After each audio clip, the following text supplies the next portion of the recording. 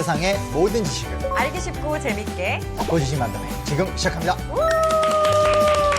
와, 이번 주도 오셨다. 제가 또 우리 곽신식 작가님과 이주연수 만나는 것 때문에 하나 준비한 게 있어요. 어떤 거요? 이야기를 하나 준비했습니다. 저 지난주처럼 무서운 이야기는 싫은데. 아, 좀 너무 좋았는데요? 지금 오늘 조명이 너무 밝아. 네. 깜짝 놀랄 이야기입니다. 뭔데요? 좀 지금부터 약 때는 100년 전. 아일랜드에서 미국으로 이민 온 한 여자 요리사가 있었어요. 여자 요리사. 여기까지는 좀 평범한 이야기. 네. 그의 이름은 메리 멜란. 근데 이 요리사가 이제 이곳저곳 이제 거쳐가면서 활동을 하게 되는데 희한하게 가는 집집마다 사람들이 아프고 죽어요? 죽게 되는 거예요.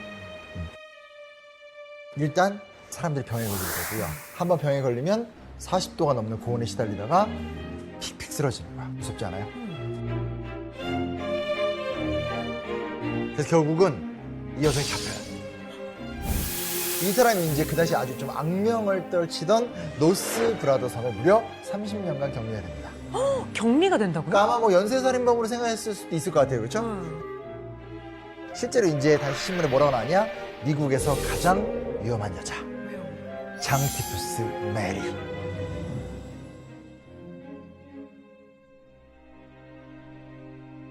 이렇게 불렸다고 합니다. 장티푸스가 이름이었어요? 장티푸스가 이름이냐고요? 아니, 그 병 잠깐 이름 이 이야기는 아니에요? 어떻게 된 어떻게 된 겁니까? 거예요? 장티푸스는 전염병 이름이죠. 네. 사실은 장티푸스 메리, 티푸스 메리라고 하면 정말 당시로는 악명 높은 괴담의 주인공으로 정말 무시무시한 이야기로 손꼽혔던 그런 사연이었습니다. 네. 1901년부터 1911년 사이에 20세기 초에 이 티푸스 메리, 장티푸스 메리가 돌아다니는 곳마다 계속해서 뭐 병 걸리는 사람이 그러니까. 나왔다. 한 20명 정도가 희생이 되었다라고 20명? 해가지고 무슨 뭐 이 사람이 무슨 어떤 마력을 가진 무슨 뭐 그런 마가녀 같은 그런 사람이냐 뭐 이런 식의 이야기가 돌 정도로 사람들을 공포에 떨게 했던 그런 인물인데요. 이 장티푸스라는 거는 살모넬라 균하고 비슷한 세균이 옮기는 전염병이지요. 그런데 이 장티푸스 메리 같은 경우에 이 증상이 없는 자기는 아프지 않은데 그 세균이 몸속에서 살고 있는 그런 상태로 이 세균에 감염이 돼가지고 본인 아프지 않으니까 뭐 일하면서 잘 지낼 수 있겠죠. 근데 자기가 이제 요리사로 일을 할 때 우연히 자기 몸에 있는 세균이 그 음식에 감염이 된다거나 주변에서 일하는 사람들에게 감염을 시키면 그 집 사람도 장티푸스에 걸리게 돼가지고 고생을 하게 되는 그런 일을 일으켜가지고 미국에서는 굉장히 악명 높은 일종의 뭐 도시전설처럼 그렇게 회자되던 그런 사건이었습니다. 지금은 장티푸스가 그렇게 치료하기 어려운 병은 아닙니다. 네. 예방접종도 나와 있고 하기 때문에 뭐 우리나라 같은 선진국에서는 사실은 뭐 거의 요즘에는 발생을 안 한다라고 해도 될 정도로 맞아. 큰 병이 아닙니다만 뭐 제대로 된 어떤 치료약이라든가 예방접종 이런 게 없었던 20세기 초기에는 정말 무서운 병이었고요. 이게 뭐 치사율로 따지자면 한 뭐 20%까지 나오는 진짜? 네, 굉장히 위험한 병이었고 한 번 걸리면 말씀하셨던 대로 열이 굉장히 많이 나고 그리고 배도 아파요. 장출혈이 생기거나 뭐 장에 천공이 생기거나 이런 식의 증상도 있거든요. 그래서 사람이 너무 이렇게 시달리다 보니까 이거 환각이 생기는 병으로도 유명했습니다. 그래서 과거에 이것이 이런 세균이 장티푸스 균이 옮으면 생기는 것이다라는 걸 모를 때는 사람들이 엉뚱한 생각도 많이 했던 거죠. 사람들이 헛것이 보이니까 그러니까. 그때 당시에 뭐 유행하던 그런 거에 따라서 뭐 이상한 소리 하게 되기 마련이거든요. 참으로 사회 문제도 많이 되었던 위험했던 그런 전염병이 장티푸스였고 지금은 그 장티푸스 균을 어떻게 예방하는지 어떻게 없앨 수 있는지 기술이 개발돼 있기 때문에 지금은 과거에 비해서는 그렇게 치명적이지 않은 병인데 그래도 세계적으로 보면 주로 이제 저소득국 개발도상국을 중심으로 장티푸스 때문에 사망하는 사람이 그래도 전 세계로 보면 몇만 명 단위로는 생깁니다, 매년. 여전히. 진짜요? 왜냐하면 굉장히 광범위하게 퍼져 있기 때문에. 그래서 그때는 그렇게 무서웠던 것이죠. 근데 저는 지금 사실 굉장히 어색합니다. 왜냐면 곽신식 작가를 만나서는 언제나 귀신 얘기만 했는데 아니, 그러니까요. 지금 너무 학문적이고 굉장히 어떤 뭐 아니, 병균을 이야기하고 네. 이거 뭐죠? 갑자기 너무 스마트해 보이시는데 지난 시간에는 이렇진 않았거든요. 이거 이상한데? 네. 사실은 제가 본업이 이쪽입니다. 제가 환경안전공학과에서 강의를 하고 있는 것이 제 원래 직업이지 않겠습니까? 그렇구나. 괴물 쪽이 더 잘 어울리시는 것 같은데. 아, 근데 이게 그런 정말 말씀 많이 재밌어요. 들으시죠? 아니, 이게 진짜 재밌어요. 그단만큼 재밌다. 이상으로 사실 재밌습니다. 제가 이제 전공이 환경인데 네. 환경 쪽을 공부하다 보면 필연적으로 마주치게 되는 것이 세균에 관한 이야기들입니다. 왜냐하면 세균들이 어떻게 살고 있느냐라는 것이 우리의 환경에 얼마나 오염되어 있느냐, 우리 환경이 건강하느냐 이런 것과 연결되어 있는 문제들이 정말 많습니다. 예를 들어서 제가 진짜 이거 처음 배웠을 때 진짜 신기하게 생각했던 건데 작가님 뭔 얘기하실 때 항상 이렇게. 이거 이렇게 막 무료로 다 말씀드려도 되나? 왜. 이거 진짜 제일 신기했던 건데 세균이 정말 신비롭고 놀라운 게 많구나 생각을 하고 보니까 세상 온갖 곳에 세균이 없는 데가 없는 거예요. 가만 보니까. 이런 손바닥으로. 손바닥에도만 널려 있고. 널려 있어요? 손바닥에 세균 많으니까 깨끗이 씻어라 이런 얘기 많이 하잖아요. 뭐 별의별 데 세균 다 있습니다. 일단 기본적으로 피부에 항상 있고요. 어떤 길바닥에, 흙 속에, 물 속에 여기 물이 담겨 있죠. 그럼 여기 세균은 우리가 헤아릴 수 있는 단위는 이미 넘어설 정도로 많다고 봐야 됩니다. 하늘에서 비가 떨어진다. 그 빗방울 하나하나 속에 세균들이 다 우글우글하게 살고 있다라고 보면 돼요. 몸 뱃속에 유산균이 많이 있어야 된다 이런 얘기 하잖아요. 그러네요. 유산균은 세균 중에 우리 뱃속에 있는 세균 중 극히 일부일 뿐이에요. 우리 뱃속에 있는 세균을 사람마다 좀 다르겠지만 평균적으로 사람 뱃속에 있는 세균을 다 모아가지고 세균만 뭉쳐보면 대충 여러분 주먹 크기의 한 절반? 그 3분의 1 정도? 뱃속에 있는 세균만 모은 게 그 무게로도 그 정도는 된다라고 보시면 돼요. 몇 덩마리 되겠네? 몇 억마리 수준 가볍게 넘죠. 그래요? 조 단위로 따져야 되고 막 이렇습니다. 그래요? 엄청나게 많은 세균이 이 정도가? 우리 항상 지금 살고 있어요. 세균은 세상 어디에나 언제나 지금 이 순간에도. 항상 우리가 어떤 특별 처리를 해가지고 세균을 없앤 것이 아니라면 어디든지 항상 살고 있다. 여러분 지금 뱃속에도 세균이 살고 있다. 박재희 작가를 정말 오랫동안 봤지만 오늘 가장 스마트해 보여요. 그동안 그냥 이야기꾼이었는데. 전공 분야 나오니까 확실히 좀 다르시네요. 엄청 멋있어 보이는데? 감사합니다. 부럽지 않은데? 제가 직업이 이쪽이기 때문에 이런 공부를 열심히 하지 않으면 잘리기 때문에 먹고 사는 문제가 굉장히 열심히 하고 있습니다. 알겠습니다. 야, 매덕 몇 조는 기본이다. 우리는 세균 속에 살고 있다. 그만큼 또 세균을 연구하는 게 중요하다는 얘기네요. 그렇죠? 그렇습니다. 어떤 것도 세균이 우리 곁에 정말로 많이 있는지 하나의 좀 이야기거리가 될 수 있냐면 네.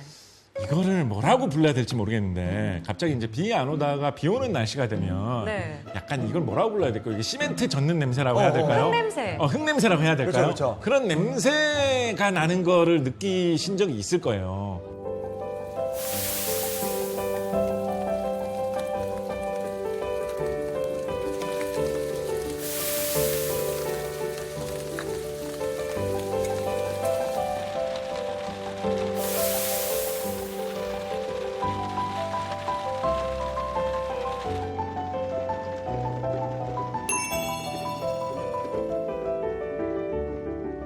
그 냄새가 혹시 세균 냄새예요? 아무렴요. 그러니까 세균 자체의 냄새가 아니고요. 세균 중에서도 스트랩스미세스라든가 방선균 이런 걸로 분류되는 흙 속에 많이 사는 세균들이 있습니다. 이런 세균들이 지오스민이라는 물질들을 많이 뿜어내는 특성이 있어요.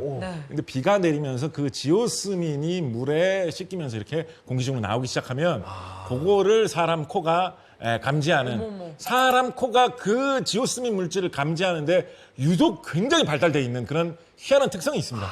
지오스민이 풀풀 많이 나는 게 아니에요. 여러분 길 가다 여기 지오스민 많네? 이런 거 생각해 본 적 없잖아요.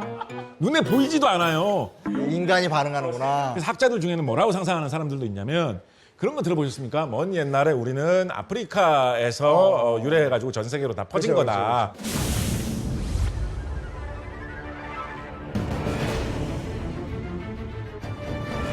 그래서 그 시기에 아무래도 그런 열대 지역 속에서 가물면 정말로 메마르고 물이 귀한 시절이 있었을 거거든요. 그쵸. 그래서 그런데 옛날 우리 먼 조상들이 동굴에서 나타남 자고 있고 막 이러고 있는데 밖에서 비가 한두 방울이라도 내리기 시작한다. 그러면 비 온다 이러면서 빨리 뛰어나와야지. 어떻게든지 그 빗물을 모아가지고 먹기도 마시고 하고. 생존할 수가 있는 거야. 그 냄새에 민감할수록 살아남는 거야. 그래서 그 세균이 뿜어내는 그 아주 조그마한 물질을 사람 코는 감지할 수 있도록 진화를 한 것이죠. 일리 있어요. 이렇게 생각해 볼 수도 있겠죠. 언니 평소에 되게 센치해지는 그 비냄새가 세균의 냄새였다고 하니까 약간 좀 날씨의 깨는 맛, 느낌이 뭐 이런 있어요. 말 있잖아, 막. 네.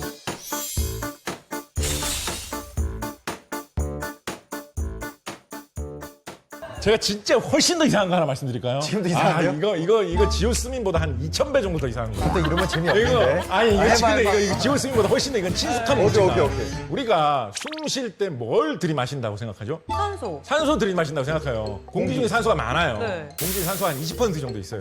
나머지 80%는 뭘까요? 대부분 질소예요, 질소. 네. 그래서 우리가 좀 뭔가 질소만 있다 이러면 좀 가치 없다고 생각하는 거예요.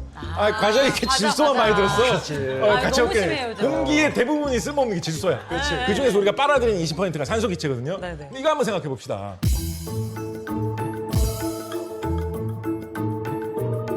지구가 처음 생겼을 때부터 공기 중에 산소 기체가 이렇게 많을까요?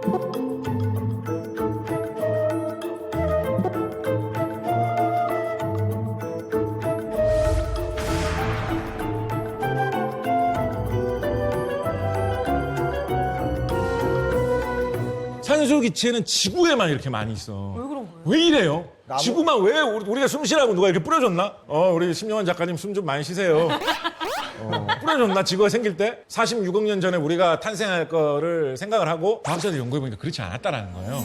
다른 화성이나 금성처럼 지구도 처음 생겼을 때는 이산화탄소가 많이 있었다라는 거지. 그러면 빨리 도대체 얘기해. 왜? 그러면 도대체 이산화탄소가 많이 있던 이 행성을 뭐가 산소 기체가 풍부한 이런 곳으로 바꿔주었느냐? 세균? 세균. 세균?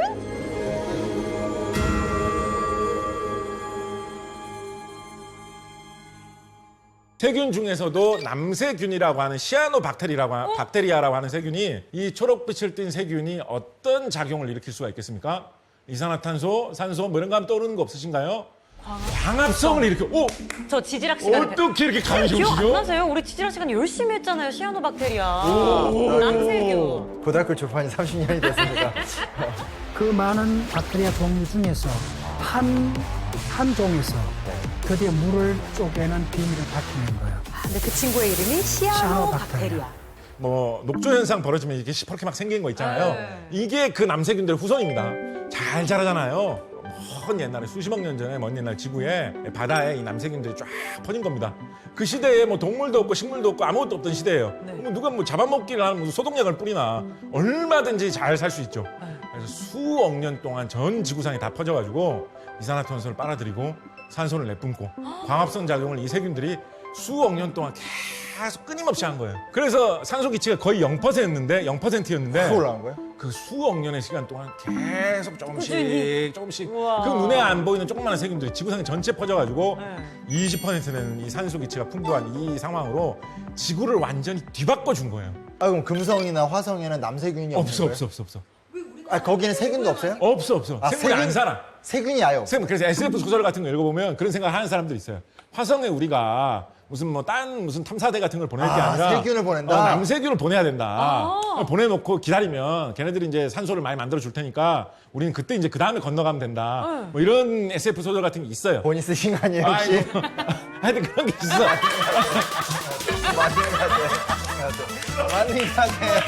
맞는 것 같아.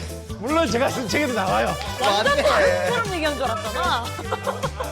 근데 그런 이야기 뭐 저만 한 건 아니에요.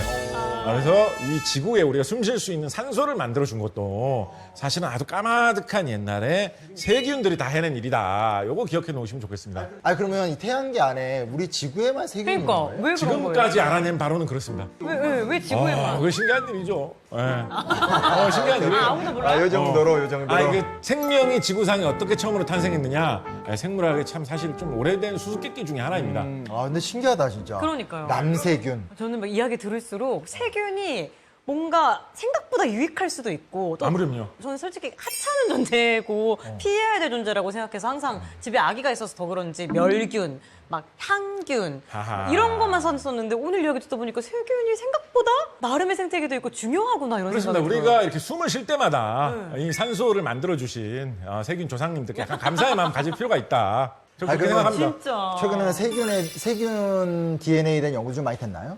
아무렴요. 많이 되고 있죠. 세균의 희한한 습성 중에 모든 세균들이 이 습성을 다 갖고 있는 거 아니에요. 일부 이 습성이 굉장히 발달한 세균들이 꽤 있습니다. 어떤 습성이냐.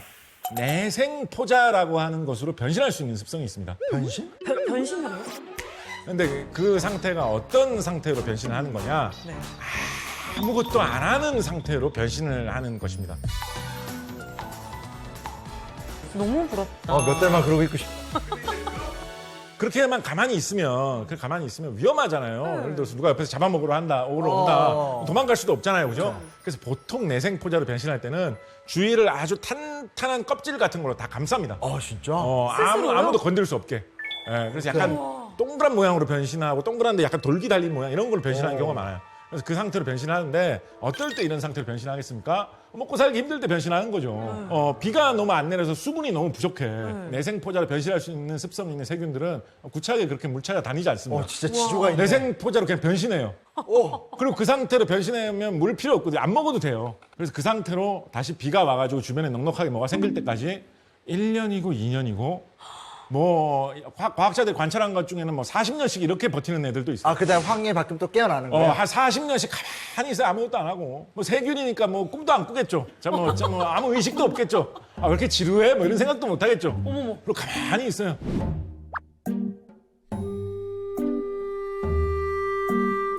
그리고 한 40년 지났을 때 황해 좋아지고. 누가 어떤 지나가던 사람이 뭐 갑자기 침을 한번 뱉었다. 그 정도면 세균이 먹고 살긴 충분해. 콸콸콸이에요. 그 맛집, 정도면. 맛집. 그러면 40년 만에 다시 깨어나는 거예요. 그래서 또 신나게 삽니다. 그러다가 또 좀 뭐 햇빛이 강해가지고 침이 말랐다. 다시 변신하는 거예요. 굉장히 오래 잘 버팁니다. 이 과학자들이 도대체 얼마나 이게 잘 버티나 싶어가지고 이거를 우주로 끌고 간 적도 있어요. 내생포자로 변하는 이런 세균들이 드물지 않아요. 그런 걸 구해가지고 우주 정거장에 보냅니다. 우주로 데려갑니다. 근데 내생포자로 변한 그런 세균은 우주 공간에 이렇게 던져놓으면 또 변하는 거야? 변신해요. 내생포자로 변신해가지고 우주에서도 버티고 있어요. 한 뭐 2년씩 버틴 것도 발견되고 막 이랬어요. 냉동인간 같은 느낌이에요. 그런 거죠. 근데 자발적으로 언제나 내가 필요할 때 변신했다가 상태가 좋아지면 다시 돌아오고. 그 세균이 부럽지? 이런 삶은 부럽다. 이렇게 하다가 좀 답답하면 쉬겠어. 전망 좋은 주식 같은 거 이렇게 사놓은 다음에. 그냥 편하게 기다리면 되는 거 아니야? 그렇죠. 한 100년 쉬면 그냥 갑자기 안 부자되는 오르고 건데. 베개겠냐고요. 3년 있다가 나타나는데 반토막 났어요. 그럼 안 되겠다. 다시 변신해서 또 이렇게. 또 기다려. 네. 이게 내생포자 습성 같은 경우는 사실 좀 골치 아픈 일이 벌어질 때도 있습니다. 왜요? 여러분 혹시 파상풍이라는 병 들어보셨습니까? 알죠. 위험하잖아요. 약간 상처 있을 때 녹슨 데 닿으면은 막 우리가 상식으로 많이 퍼져 있는 게 녹슨 철에 찔리거나 베이면 파상풍이 걸린다라는 이야기가 많이 퍼져 있는데 사실 녹슨 거하고는 직접적인 관련은 없어요. 왜? 진짜요? 파상풍균이 몸에 들어오면 그게 번질 때 파상풍이 생기는 겁니다. 근데 이제 경험적으로 옛날부터 사람들이 많이 겪어오다 보니까 그런 녹슨 오래된 쇠 같은데 파상풍균이 묻어 있을 때가 많더라. 조심하라고. 라고 해서 그런 말이 생긴 것이지 안 녹슨 쇠에 찔리면 뭐 파상풍균이 안 걸리나 그런 건 아닙니다. 이게 왜 골치 아프냐? 이 파상풍균도 내생포자로 변할 수 있거든요. 진짜요? 흙먼지, 흙이라는 게 세상 아무 데나 있는 건데 뭐 그렇게 대수겠어? 그런데 만에 하나 그 중에 무슨 파상풍균이 좀 섞여 있었다라고 하면 그게 사람 몸속으로 들어가가지고 큰일 나는 거죠. 그런 일 생길 수 있는 거죠. 요즘에는 이런 게 많이 알려져 있고 응급치료도 빨리 되기 때문에 파상풍 때문에 그렇게 많이 희생당하는 사람이 없는데요. 그렇죠. 우리나라 60년대 말 70년대 초까지만 하더라도 파상풍 걸려서 희생되는 사람들이 굉장히 많았습니다. 어떤 사람들이 파상풍 때문에 생명을 굉장히 많이 잃었을까요?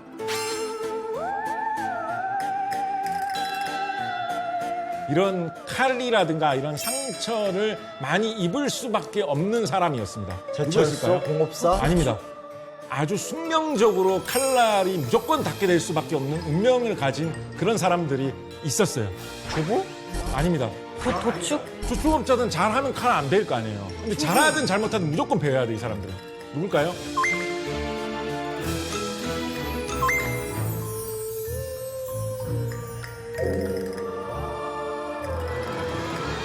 갓난아기입니다, 갓난아기. 태어나면 탯줄을 자르잖아요, 탯줄을.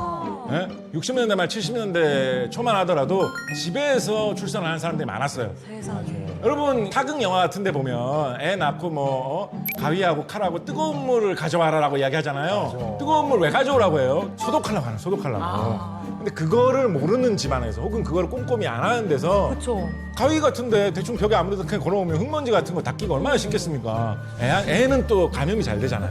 갓난아기한테 들어가서 갓난아기 파상풍 걸리는 경우가 2070년대 초만 해도 우리나라에 1000건 단위로 일어났습니다. 어마어마한 수준인데? 예. 그 파상풍 피해만 해도 한때는 굉장히 심하던 때가 있었어요.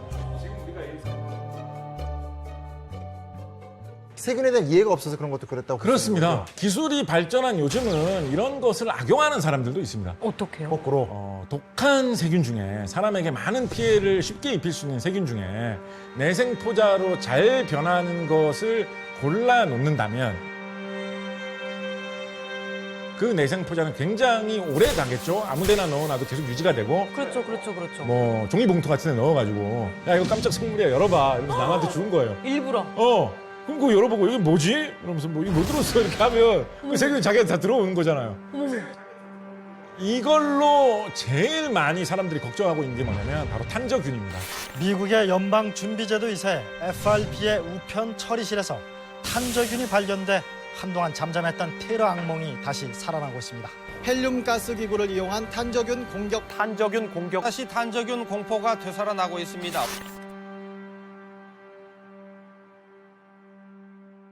탄저병이라고 하는 이게 인수공통으로도 전염이 되거든요. 예를 들어서 내가 테러를 하기 위해서 폭탄을 만든다. 폭탄 만들기 어렵잖아요. 폭탄 만들 줄 아세요? 아니요. 폭탄 만들기 어려워요. 쉽게 구하기 힘들어요. 근데 이거 같은 경우에는 전국 방방곡곡 농사 짓는데 가축 키우는데 돌아다니면서 탄저병 걸린 가축 한 마리만 발견하면 되는 거야.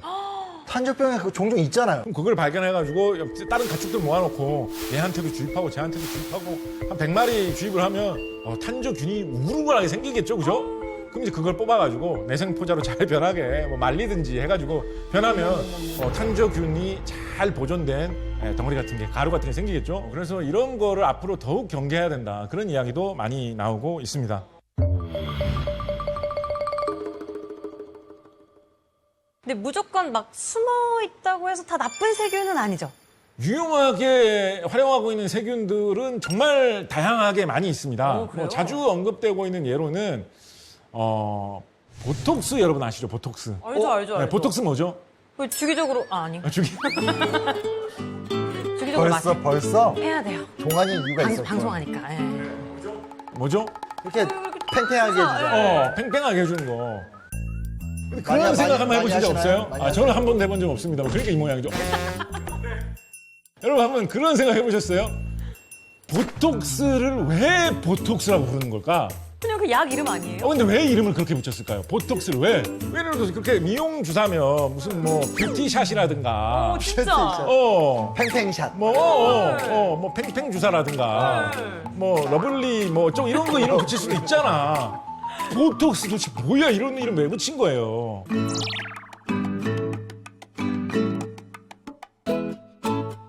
세균 이름 아닐까? 이게 톡스가 원래 뭐- 약간 그런 세균의 감 느낌인데? 좋으셔. 이게 원래 이 피부용이 아니었잖아요, 그렇죠? 그렇습니다. 원래 톡스라는 말은 톡스스티 독성이라는 뜻이에요. 맞아. 보라는 말은 어디서 온 걸까요? 보툴리눔 소세지라는 뜻입니다. 소세지. 소세지요? 그 보톡스를 직접 직역하면 소세지 독이라는 뜻이에요. 소세지 독. 오늘 이따 저녁에 소세지도 어때? 이런 거 아니야. 그래서 어느 나라 사람이 발견했을까요? 독일. 네, 독일에서 연구하던 사람이 발견했어요. 역시. 왜 소세지 독이라고 하느냐? 상한 소세지에서 이게 제일 먼저 발견돼서 그렇습니다. 소세지 먹고 크게 사람이 아프게 되는 경우가 있거든요. 그래서 그거를 특별하게 조사를 해보니까 아주 특수한 세균이 살면서 강한 독소를 내뿜는데 어마어마하게 강력한 독성을 가진 물질로 아주 악명 높았어요. 정말 극히 조금만 있어도 뿌리면 사람이 완전 직사한다. 그 세균의 이름을 소시지라는 뜻의 라틴어에서 따와가지고 보툴리눔이라고 붙인 것입니다. 아주 조금만 있어도 사람이 그러니까 오래 버티지도 못해요. 독이네, 독. 바로 이렇게. 바로 사람이 마비가 되면서 엄청 빨리 죽어요. 그래서 사람은 그 생각을 되게 잘만 하면 이거 개발하기도 쉽잖아요. 소세지 많이 갖다 놓고 많이 썩히면 진짜. 되는데 너무 쉽다. 그 다음에 정제만 잘해내면 야, 진짜. 무시무시한 독약이 생기는 거잖아요. 그러네. 그래서 연구 많이 했어요. 생체 폭탄 뭐 이런 거. 그런데 그거를 여러 가지로 연구를 하다 보니까 이게 마비시키는 독약이거든요. 그러니까 이거를 굉장히 묽게 사용을 하면 떨림이나 경련 같은 게 있는 사람들한테 주사를 하면 경련이 좀 얻는다라는 사실을 알아내가지고 처음에는 이런 경련 예방용 주사로 물켜가지고 소량을 사용하기 시작했습니다. 그러다가 80년대에 이게 사람을 마비시킬 뿐만 아니라 주름도 좀 펴주는구나. 이 주름살 요것도 약간 근육이 마비가 되면서 그쵸. 약간 펴지는 효과가 있구나. 요쪽으로 써보면 좋겠다라고 해가지고 요거를 미용으로 사용을 해보자라고 하면서 세상에. 삽시간에 전 세계적으로 많이 퍼졌고 삽시간에. 엊그제도 턱에 맞은 게 약간 세균이라고 하니까 살짝 세균은 조금- 아니고요. 그래요? 세균이 토해낸 거죠. 세균이 싫어요. 약간 토라고 볼 수 있죠. 세균의 아니, 그러니까 토를 제 턱에. 그건 좀 너무 그런가? 그러니까 세균이 뿜어내는 세균의 어떤 향기다. 이렇게 생각하니 늦었어요. 아니, 뭐 꽃은 꽃향기를 뿜어내니까 미생물의 향기다. 어질어질하네요. 진짜 오늘 너무 충격적인 얘기들을 많이 들어서. 그러니까요. 근데 이게 뭐 이렇게 많이 가공을 하거나 그러면 아예 어떤 특정한 세균은 영원히 사는 거예요? 지금 무시무시한 얘기를 많이 했는데 사실은 좀 하잘것없기도 합니다. 지금까지 이런 얘기를 하시고. 세균이 빨리 잘 번식하는 걸 주무기로 해서 여기저기 많이 퍼져 있어서 그렇지 사실은 좀 허약해요. 개체로 보면. 손만 씻어도 다 죽잖아요. 그러네요. 진짜? 물을 한 번 끓이면 안에 있던 막 1000억 마리씩 막 죽고 세균 되게 하잘것없는 잘 죽는 생물이에요. 그래서 정신없어. 혼돈. 세균이 영원히 산다라고 하기는 어렵습니다. 약한 친구들이네요. 그래서 약하긴 약해요. 그런데 학자들이 또 묘하게 생각하고 있는 게 뭐냐면 이게 대장균 같은 이런 것일수록 새끼를 친다고 할까요? 이게 두 개로 분열이 되면서 이렇게 새끼를 맞네. 치잖아요. 복제하는 거 아니야? 근데 막 옮겨. 사람 같으면 예를 들어서 자식을 낳는다라고 하면 이제 어머니가 있고 자식이 있죠, 그죠? 그래서 하나는 나이가 든 것이고 하나는 이제 갓 태어난 것이고 딱 구분이 되죠. 웬만한 생물들이 그런데 세균 같은 경우에 자식을 낳는다, 새끼를 친다라고 해서 하나가 두 개로 이렇게 딱 쪼개지면 그 중에 누가 어미고 자식인지가 구분이 안 돼요. 똑같이 생겼어요. 똑같이 생겼어요, 똑같이. 이게 출생을 하는 거예요? 복제를 하는 거예요? 그러니까 분열을 하는 거예요? 약간 특이하게 생각을 하면 복제나 분열 쪽에 가깝고요. 특이하게 생각을 하면 약간 감정이입을 하면 뭐 그것도 새끼를 낳는 하나의 방식이지 라고 생각을 할 수도 있겠죠. 화학자 곽재식 입장에선 분열이고 소설가 곽재식 입장에선 이거는 약간 출생이다. 출생 같기도 하고. 그래서 그게 무슨 얘기예요? 자식을 낳고 나면 본인도 갓난아기로 되돌아가는 거야. 그런 셈이잖아요. 둘 다 갓난 새로 태어난 세균처럼 생겼으니까. 그렇죠. 분열한 직후에는. 네. 근데 그거를 사람으로 비유를 하자면 출산을 하고 나면 산모도 갓난아기로 변신을 하는 거에 가깝죠. 근데 세균은 5대 밑에 자식까지 있어가지고 5대 몇이면 막 쭉 손자들을 다 모아놓으면 한 100명, 200명 될 수도 있지 않겠습니까? 그 중에 나이가 제일 든 이런 게 없어요. 다 새로 생생하게 태어난 모양이에요. 다 200개 전부가. 친구들. 다 친구야.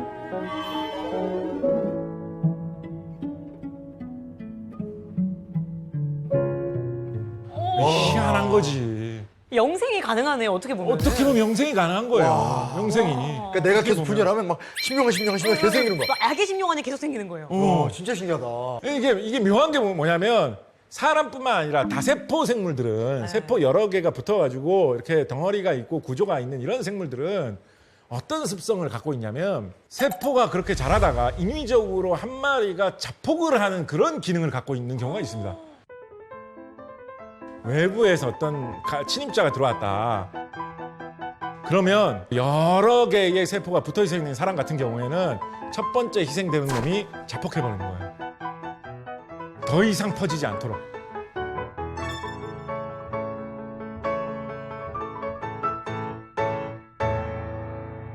상대적으로 세균 같은 경우에는 이렇게 영원히 살 수 있는 그런 특징이 있는 반면에 자폭 기능 같은 거를 거의 발달시키지 못했어요. 그래서 세균 같은 경우에는 뭐 하나 잘못된 게 하나가 딱 들어온다 그러면 삽시간에 퍼지면서 다 전멸해 버립니다.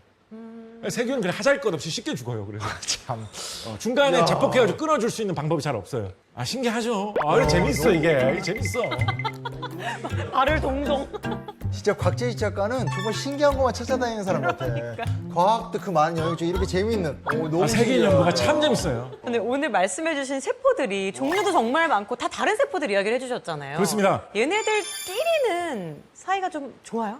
어때요? 세균들도 사실은 나름대로는 모여서 살려고 노력을 합니다. 진짜요? 우리가 세균들이 모여서 사는 것 중에 제일 우리가 좀 골치 아프게 아마도 우리가 지금도 약간 이 순간에도 약간 고통을 받을 수 있는 것으로 무엇이 있냐면 충치가 있습니다. 충치.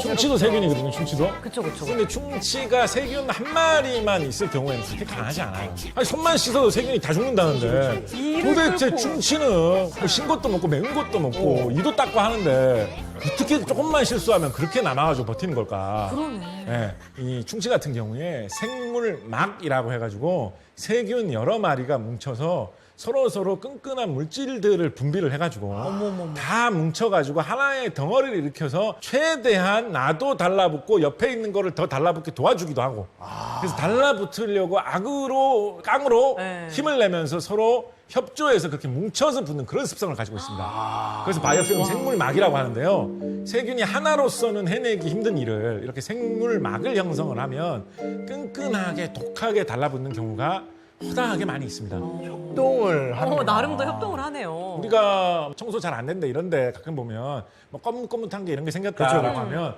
뭔가 물때가 끼었다 이런 말을 할 때가 안 있습니다. 닦여. 만져보면 약간 미끌미끌하죠? 맞아요. 그 왜 미끌미끌할까요? 살아있는 생물이기 때문이에요. 막. 생물막이에요, 그게. 그게 세균 같은 것들, 그런 미생물들이 모여가지고, 뭉쳐가지고 서로 달라붙어 있는 성분들을 최대한 서로 협동합니다. 야, 나는 이 성분으로 달라붙을 테니까 너는 거기에 이것 좀 얹어줘라. 네가 마감을 좀 해줘라. 하는 식으로 서로 협동을 해가지고 찰싹 달라붙거든요. 그렇기 때문에 만져보면 미끌미끌하고 물이 그렇게 쏟아져도 씻겨 내려가지도 않고 딱 붙어 있는 거예요. 물 떼끼는 거. 이게 참 세균의 놀라움이고 이렇게 세균은 어디서나 잘 자라날 수 있고 잘 퍼질 수가 있기 때문에 요즘에는 혹시 이런 생각 살짝 스치고 지나가지 않으셨습니까? 아니 그렇게 잘 자란다면 그렇게 키우기가 쉽다면 먹을 수 있다면 좋지 않을까? 그러니까 지금 사실 그거 물어보고 싶었어요. 뭔가 이렇게 농사 쪽으로 어떻게 좀 적용을 하면 답이 나올 것 같은데. 많이 있어요. 먹는 경우도. 요구르트를 만든다.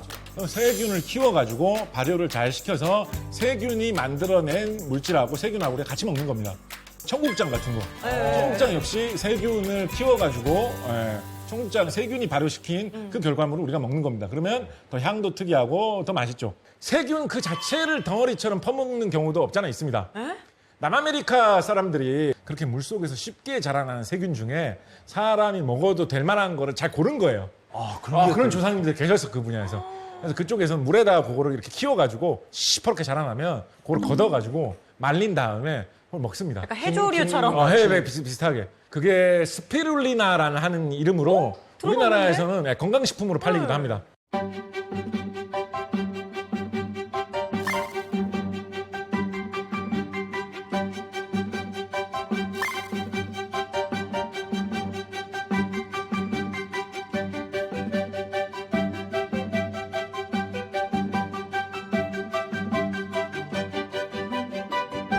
식량을 너무나 재배하기 힘들어지면 그거를 많이 개발해가지고 정말 주식으로 삼는 것도 우리가 좀 연구를 해봐야 된다. 뭐 이런 생각들도 하고 있습니다. 이 방송 이후에 제 생각에는 꼭 여름이 아니라 가을 겨울에도 세균으로 잘 먹고 잘 살수 있어요. 사실 그게 돼야 되는데. 드디어 지금 희망이 빛이 비치고 있어. 사계절 아이템. 사계절. 얼굴이 그래 말이야. 맞아. 사계절 아이템. 이렇게 재밌는 이야기 그동안 왜 꽁꽁 숨기고. 맞아. 이제 뭔가 새로운 전개. 제가 여기서 약간 뭔가 액센트로 하나 뭔가 좀 더 준비해온 걸 하나 보내드릴까요? 이거 또 있어요. 제가 또 하나 저 특별한 거 하나 준비해놨습니다. 지금도 너무 특별해. 네. 더 있어요? 뭐야? 뭐야? 와인? 와인인데? 네. 아무나 준비하고. 빛깔이 좋다. 근데 진짜 왜 주는 거야? 약간 너무 힘드니까 목축이라고? 한 잔씩 짠. 네.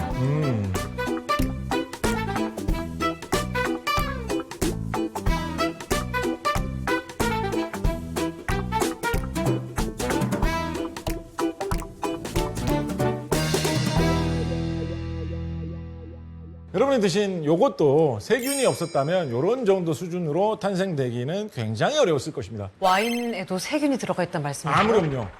아무렴요. 이거를 연구한 대표적인 학자로 손꼽히는 사람, 프랑스의 생물학자 프랑스일 것 같아. 네, 왠지 와인. 루이 파스테르입니다. 파스텔이요? 우리 파스테르 이름 많이 들어봤어. 우유. 파스테르 왜 유명? 파스테르 우유로 짰나? 파스테르 뭐 한 사람이에요? 세균이 존재한다는 걸 발견한 사람이잖아. 파스테르가 세균 연구를 많이 하신 분이에요.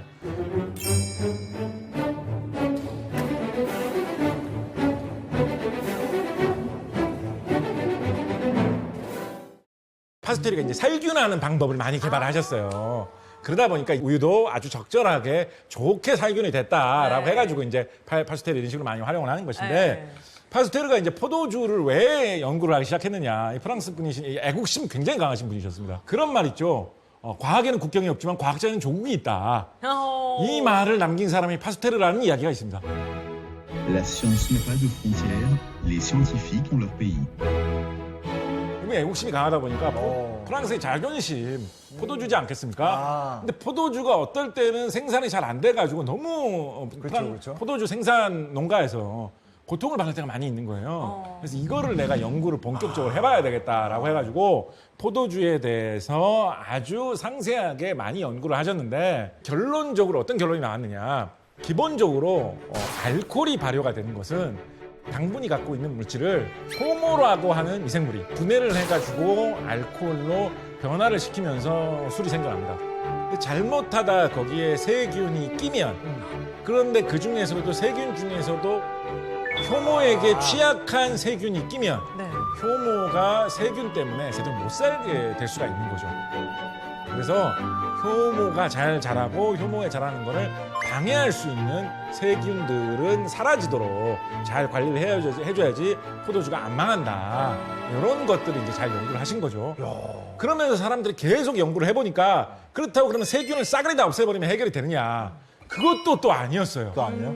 우리 그 독특한 맛과 향이 나오려면 또 일부 적절한 특수한 몇몇 세균들은 또 살아서 좀 잘 커야 된다는 거야. 너무 까다로운데요?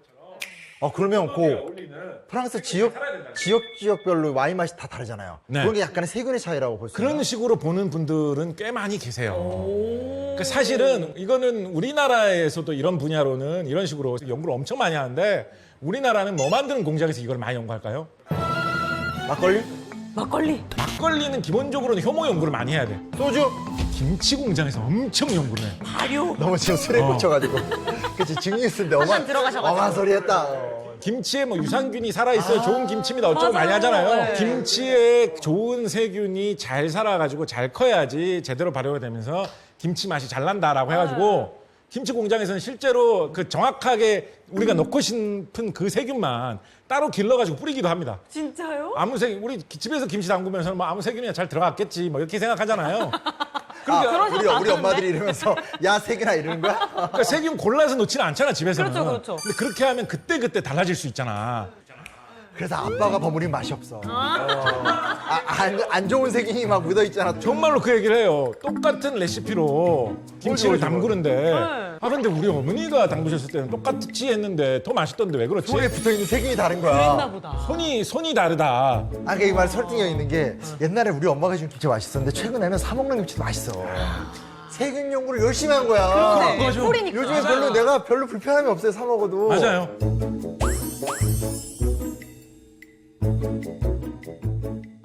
그럼 작가님, 우리 왜 코로나 바이러스 네네. 논다고 할 때 그 바이러스랑 세균은 똑같은 거죠? 이거 또 일부러 그렇게 틀리실 필요까지 없어요. 지났어요? 세균이 박테리아인가 그러면? 오! 세균이 박테리아인가 그러면? 오! 세균이 박테리아인가 그러면? 오! 박테리아를 번역한 말이 세균이에요. 그렇죠?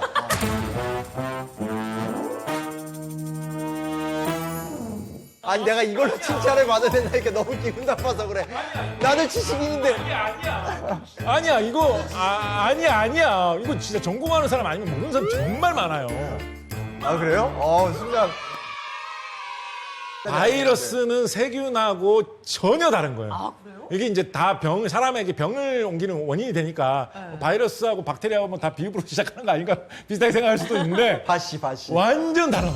전혀 달라요. 일단은 기분상으로도 세균은 기본적으로 생물학자들이 다 생명체로 분류를 합니다. 아. 우리가 세균의 자손이다 이런 식으로 다 이야기를 합니다. 그래서 실제로도 연구를 하면서 보면 세균의 습성은 막 감정이입되는 게 많아. 근데 바이러스는 많은 생물학자들이 이거는 생명체라고 보기는 좀 힘들다. 아. 생명체라고 보기에는 너무나 단순한 구조를 갖고 있다. 기본적으로 바이러스 같은 경우에는 세포로 되어 있지가 않습니다. 그럼요. 세포 이렇게 동그랗거나 길쭉하게 돼 있고 이렇잖아요. 네. 코로나 바이러스 어떻게 생겼어요? 코로나 바이러스만 이상하게 길쭉쭉 막 이렇게 이상하게 생겼잖아. 그럼 DNA가 없어요? DNA는 있어요. DNA가 없는 경우도 있어. 코로나 바이러스 같은 경우에는 RNA로만 돼 있어. 아 진짜? RNA랑 DNA하고 굉장히 비슷하지만 다른 성분으로 돼 있어. 맞아요. 아, 이 자식 진짜 다르네. 바이러스 정이 안 가. 바이러스는 그 습성을 보고 있으면 이상하게 감정이입이 안 돼. 아니 잠깐 과학적 답변을 아니, 해야지. 그러니까 과학적인 거 진짜 아니다. 저도 과학적이지 않다는 거 알아요.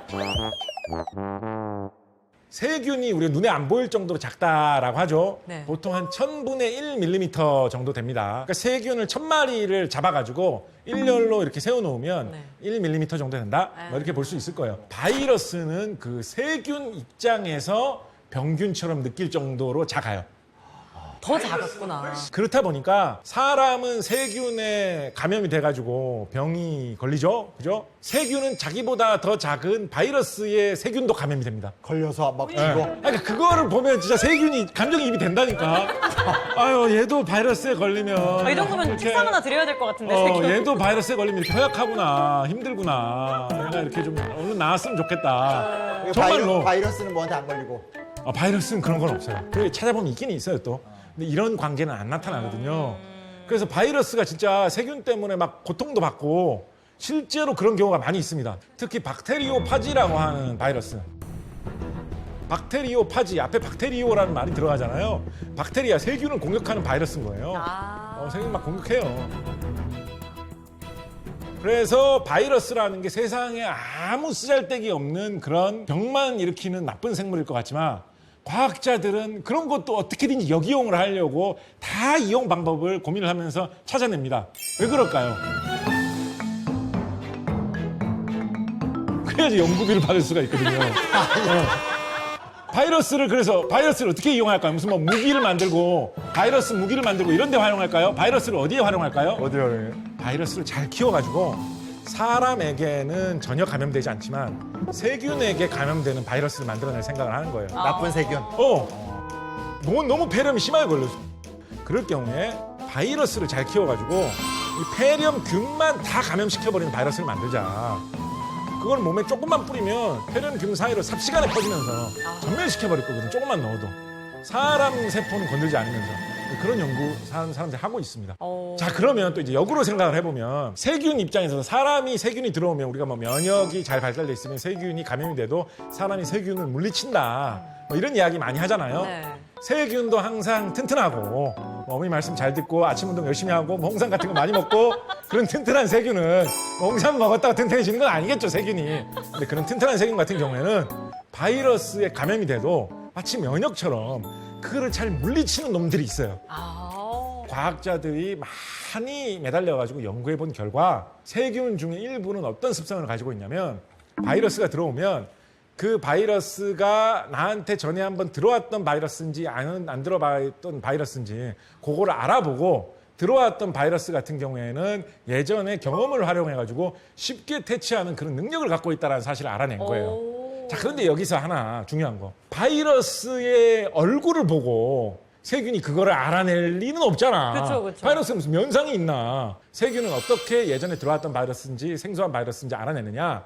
바이러스가 들어오면 일부 세균 같은 경우에는 그 바이러스의 일부 DNA를 잘라가지고 그걸 자기가 샘플로 보관을 하고 있어요. 들고 있어요. 진짜요? 네, 들고 있어요. 그리고 다음에 그 바이러스 또 들어오잖아요.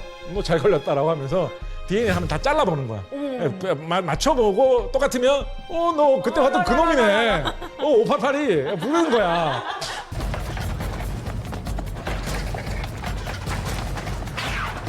야, 4885 너지?